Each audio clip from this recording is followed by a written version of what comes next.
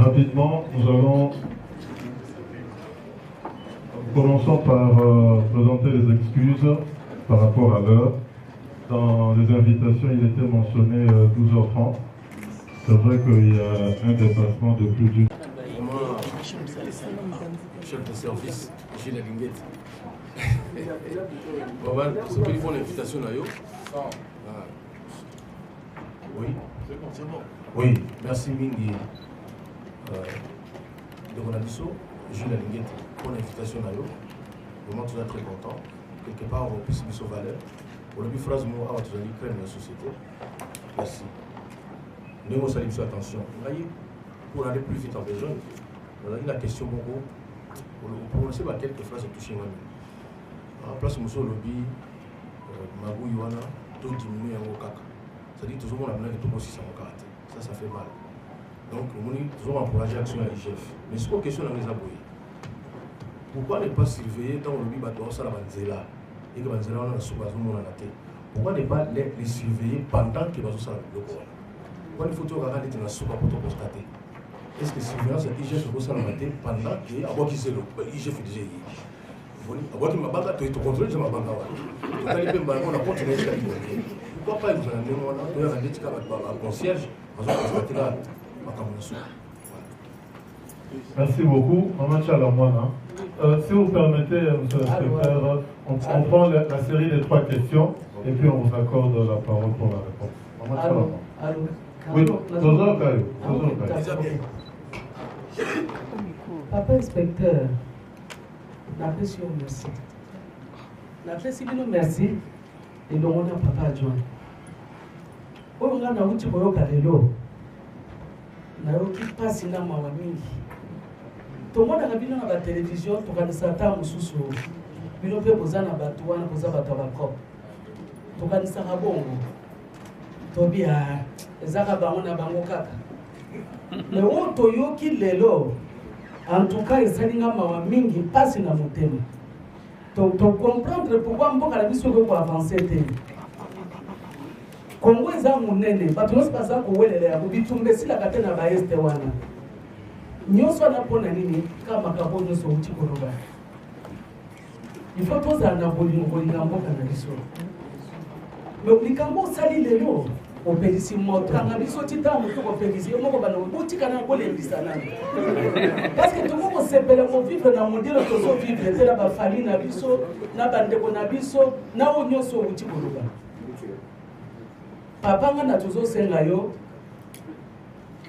pesa biso kaka oya biso mundu keza moko biso ba artiste ka comédien pe bali bana oya bango pe mindu setai munoko na bango biso toza bato ko koti studio bimi o larguer loko makabo bebi toza na mawate na ndenge tozo encouragement lelo parce que toyemba to bangaka oyembi après ba ekolika nunu mama ile bonno lingo yebo yo sani babino dongola maloba o tete o dongola bona na mtu osanze kwa joto alwambo balandinga ti na studio non enlève ça non te o te o bona bote mais o to uti ko yoka lelo to zipeza encouragement eza ndo to te c'est comme si ko réalité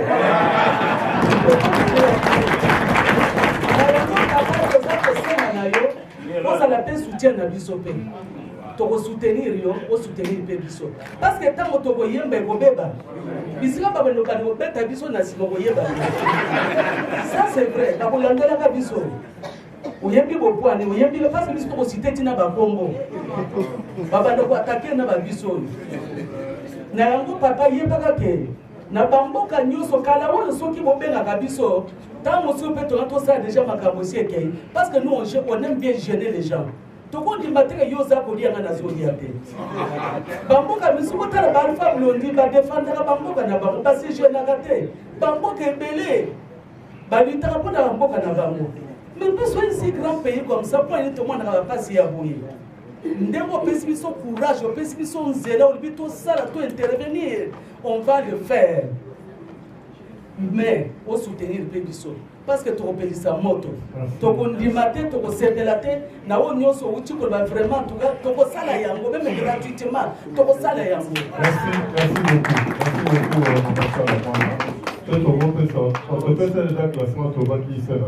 Oui, merci.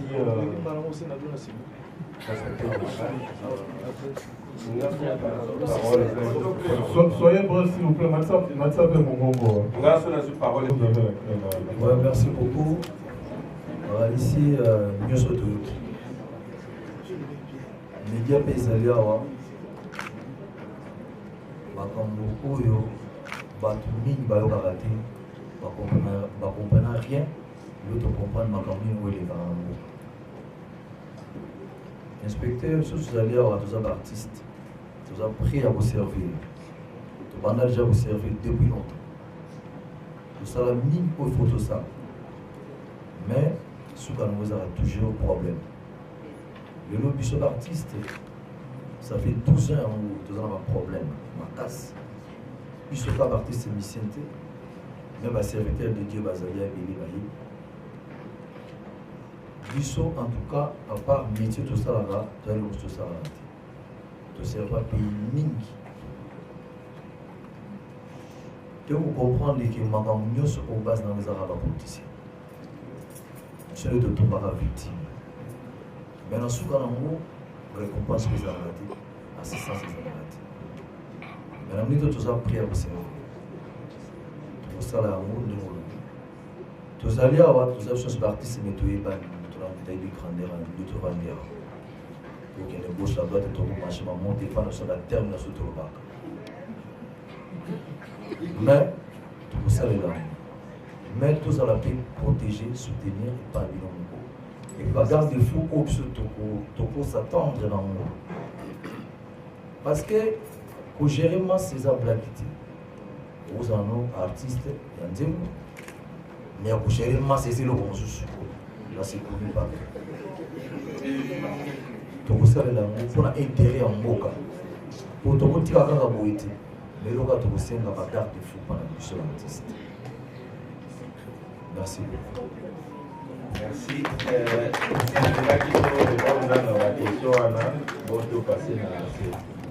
Naringadi inspecteur Otalaganga Pepo. Il y a sérieux, il y a lutte contre la corruption. Biso banduli c'est to yemela ba fakwa wana. Ba fakwa yozo ba ke to attaquer wana. Ba ngone penda ba fandisa masolo kuta banduliste. Ah. Quand on parle de corruption, c'est comme l'impression qu'on indexe l'autre. Mais quelle est la corruption qu'il y a en soi-même? Et quelle est la façon de combattre la corruption aux ana katina motoye moko? Et bien, IGF, aux à côté civisme, aux à côté de Christ. Pour le combat de la corruption, il y a moto. Sincèrement, ça fait un moment que j'ai analysé Congo. Parfois, je pleure. Les gens qui sont censés mener ce combat sont eux-mêmes corrompus. Mais corrompus, ils moelle. Ngala musicien, ndeba benga ya mokizi. Na gogo kotisa bangulu na voyage na ngate mais noka ba musicien ba Christ ba memba bangulu. Ko yoza mo Christ. Il y a Christ quoi pipo. Attends, le problème de la corruption est sérieux. C'est pas un problème au Tokolo bakeo bango boko biso tozawa. Pesa biso na moi bokonzi moko talati. Pesa biso moi bokonzi otala. Est-ce que tu connais bien le quoi tu y as? Bon, la question est celle-ci. Quel est le vrai combat et comment le mener? Parce que nga yemba zoro, bon il y a l'État, il y a le bengana yote. Ce que moi c'est à mon inga et c'est le respecter. Boyoga zoro te. C'est-à-dire ce combat, moi je le mène déjà, mais il faut que l'on trouve une plateforme. Il y a aussi l'ango ya solo. C'est-à-dire qu'on peut s'attendre à biso te mesani au sommet. Deux fois les bâtisseurs. Kaba fa quoi wana. Est-ce biso na kati na biso tokomi sokolande nini? J'aimerais savoir comment tu sa plateforme au banda. To yé to lobela na penza bo tin bolé to bima to ko ga yebisa baninga. Merci beaucoup. Voilà.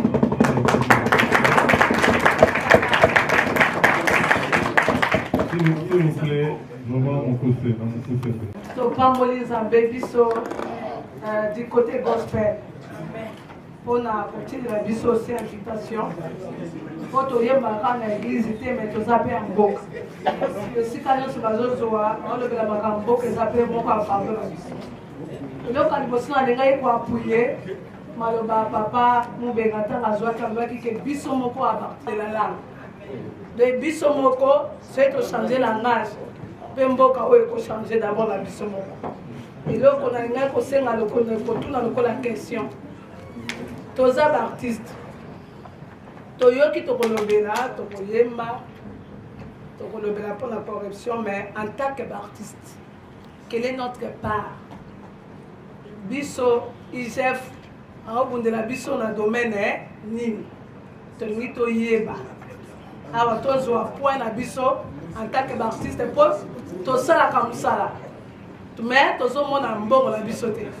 Ok, tozo na bisika oyo. Mbongo na biso en tant qu'artiste c'est ça nini et kota tozo bela tozo kufa mais tozo na suite au côté tolingi chef akanisa biso de on a dit ko ba. Merci beaucoup. Oui, le profit. Merci beaucoup, monsieur l'inspecteur général. Dans une préoccupation, il y a Mickey qui est là. Même sur on a qui nous expliquer la différence entre cours de compte. IGF, on n'a pas dit que Bino le dépendra directement la chaîne de l'État. Est-ce que le rôle du PQ a été mis en amont à Zokale Patoua? Parce que le monde où il y a Tina Souka, tout le monde fait un bon appel ça. Moutouana Oyo, à Zorambo, on appelle ça Patoua, on va ça la maramouate.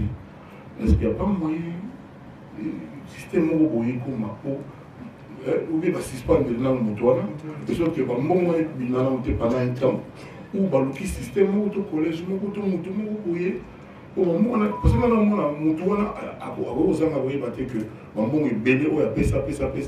Bien sûr, les décisions ont été, mais quand même, à ça quand même, je pense qu'on voulait, à vous continuer à vous bien ça, vous quand même. Non, comme on a dans la société n'est Moutouana ou la main qui donne l'argent de l'État, n'a pas à continuer à couper sa part. Moi, je ne sais pas si c'est de rôle, on n'a pas dit comment se fait. Donc, collège, depuis, monsieur l'inspecteur général, dans la question de comment on va tourner sur vous a protégé, sincèrement, ils ont préoccupé. Parce que moi, ils ont dit que Bossema, la bino, la chef d'État, c'est ça, il a eu que jurisprudence spéciale, tout tribunal spécial pour un bateau congolais en prenant l'argent des Congolais. Parce que nous, procédure où il y a normal, et puis le Basuka, on a été dans Zongo, on a vu que ça dans la Constitution, mais pour nous, grâce présidentielle, ça a raté pour un bateau. Je pense que les Congolais béné va se faire parce que aux yeux sur lui 300 millions, au PCBISO 20 millions, ils ont 280 millions. Après ceux qui ont monté en Kenya, on a fait la COP, on a fait 310 millions. Ça lui a payé, on a fait ça, pas moins, attends, 8 millions. Et ça n'a pas moins de 10 ans, 15 ans de ferme. Voilà, voilà, il question comme ça que vous président Patrice et puis aujourd'hui journaliste et moi pour toi. Kofi. Oui. Merci beaucoup, monsieur l'inspecteur. Quand ici, moi, ma question, mais les gens qui ont posé déjà, mais ils ont moko, il y a moqué. D'abord, il y a le Zeka pour les lapuna. Sécurité, na yo poto na posa na yo. Ils sont nyonso à tous ces pays. Na kanisi, so même la proposé na bande ko ba ke lelo message na biso et ko banda même tout de suite la soto bini. Ko lo ba ke mutu aza na compte na les réseaux sociaux. Soto banika ko commenter déjà lelo réunion oyo et ko révolter déjà bato belé. Message à liboso je crois wana. Mais toi na posa na bino parce que je crois que quand même espérer que Bazui vraiment solo un sauveur il y a génération future pour Namboka Nabiso. Otito Tambola même boyo komona que bato mosusu ozosouffrir eza nango bademo te mais pas signé alors bademo te alors lelo kozwa bino boye ezali bénédiction mpona mboka ya suka na koloba boye ke soko okoki korassure biso inspecteur ke okodecevoir biso te ekozala bien biso nyonso toyoka po tolingi yo moye te kala wana ozalaki wapi.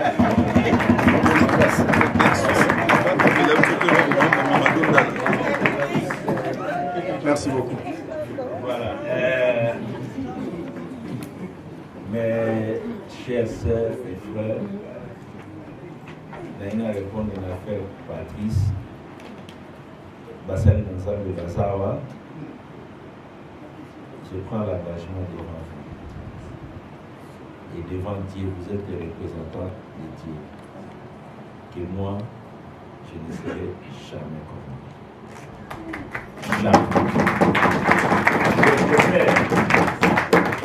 Je prends l'engagement, je l'ai dit. Moi, le même engagement, toute la direction de l'inspection générale des finances. Toyebi Banché. La stratégie des gens qui sont concernés par les détournements, c'est vraiment de nous prendre dans les pièges et de nous mettre en prison. Ça, nous le savons tous les jours. Nous le savons tous les jours. Donc, nous marchons vraiment avec toute la prudence possible. Toute la prudence possible. Sur ce terrain-là, comptez sur nous. Vous avez nos assurances. Comptez sur nous. Nous ne sommes pas venus pour chercher l'argent. Si c'était pour chercher l'argent, beaucoup n'auront pas eu de problème. Beaucoup. Il n'y a personne qui nous a échappé en dépit de leurs moyens. Je vous dis, il faut que nous arrivions à comprendre que les dollars et les billets verts ont de la valeur lorsque c'est le fruit de votre travail. Ou lorsque ça vous appartient. Mais lorsque ce n'est pas pour vous, considérez ça comme des papiers. Vous pouvez passer. Il faut qu'on arrive à ce niveau-là. Il faut qu'on arrive. C'est aussi une libération spirituelle. Et c'est un exercice qu'il faut que chacun de nous puisse arriver à faire. Le combat, il est énorme. Et si vous vous engagez sur ce combat, sur cette voie, il faut tout d'abord vous mettre sur vos gardes. Et nous sommes conscients. Nous sommes conscients. La sécurité, dernièrement, c'est le Dieu que vous priez. Amen. Et le chef de l'État est conscient de ce travail. Je pense que si vous entrez à l'inspection générale des finances, vous voyez les dispositifs sécuritaires que nous avons ici. Et c'est énorme. Mais la meilleure sécurité, c'est tout d'abord Dieu. Chaque jour, chaque matin, nous nous couvrons dans le sang de Jésus-Christ. Et nous sortons, nous marchons avec la vérité, nous marchons dans la vérité et dans le respect des lois. Il y a eu beaucoup de complots montés. Mais ça échoue toujours. Face à la vérité, il n'y a rien qui peut résister. Ça va. Madame, vous avez ça.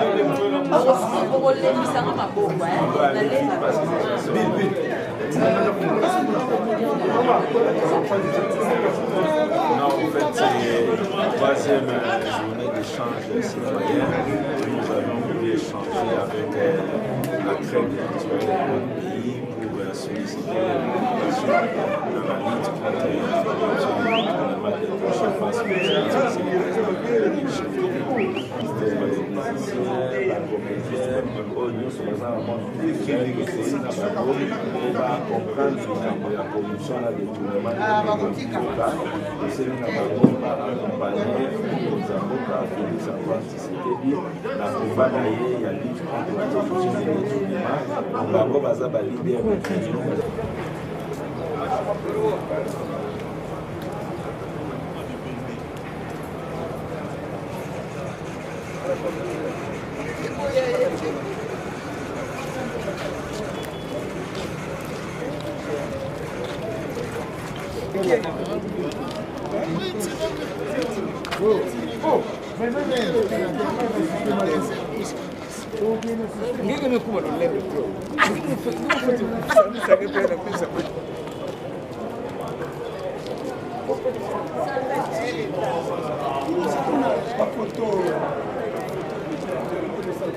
Ok.